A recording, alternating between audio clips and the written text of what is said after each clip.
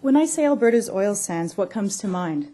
Perhaps wealth, bitumen, environment, pipelines, or even Newfoundlanders.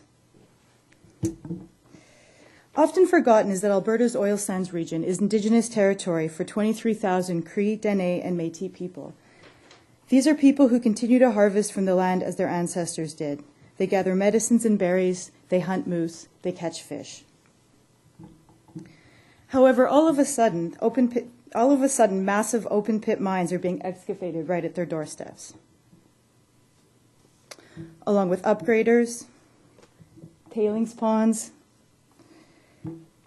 fences restricting access to trap lines and hunting territories, a highway lined with big trucks and buses, work camps the size of cities, and more. And all of this is planned to triple in size in the next 25 years. With a master's degree in environmental anthropology, I have spent the past 6 years working for First Nations in northern Alberta, performing traditional land use assessments.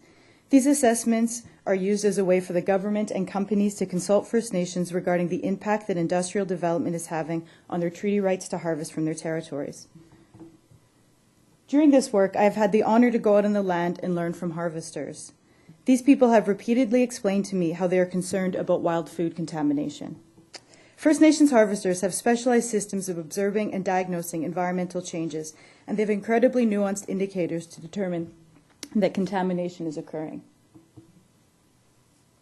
Who else would be able to tell that there are changes in the environment but the people who live directly from it, who respect and honor it and have spent countless generations doing so? I've spent 6 years writing up reports about people's concerns. However, companies and governments file the reports as a part of the environmental impact assessment process, and First Nations words and worries are shut away in these reports. The company-paid scientists say that there are no significant impacts to the wild food supply. Yet the concern about contaminated food is profoundly disruptive in socio-ecological terms.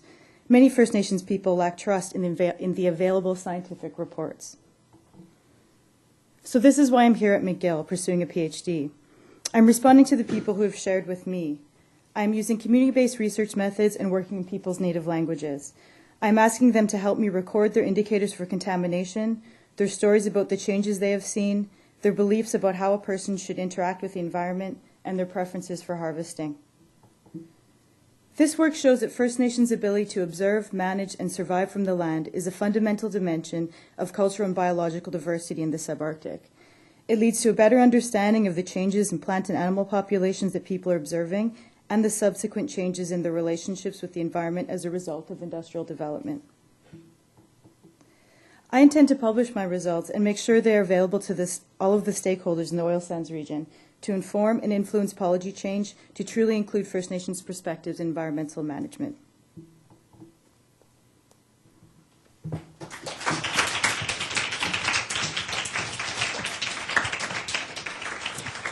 I'm wondering, with the indicators that you're looking at and the protections that you're hoping to have, the protections that you're trying to have instilled, what level are you looking at having that adopted? Are you looking at corporate? Are you looking at provincial, federal, different levels of government? That's a good question. The federal government is ultimately responsible, so of course, informing policy is something that we hope to do. But I actually also want to sort of broaden sort of understanding between First Nations people and industrial development in the North, because I think that there are a lot of barriers or misconceptions about First Nations, especially in Western Canada. And like for example, people are taught sort of in school that history in Canada starts at the arrival of white people, and First Nations people have just been assimilated and that's it, right? And so I'm really just hoping to sort of open a conversation and get people thinking about the fact that there are people living on the land. They do have knowledge about the land, and so, like I say, I'm interested in informing policy, but just also sort of public perception as well.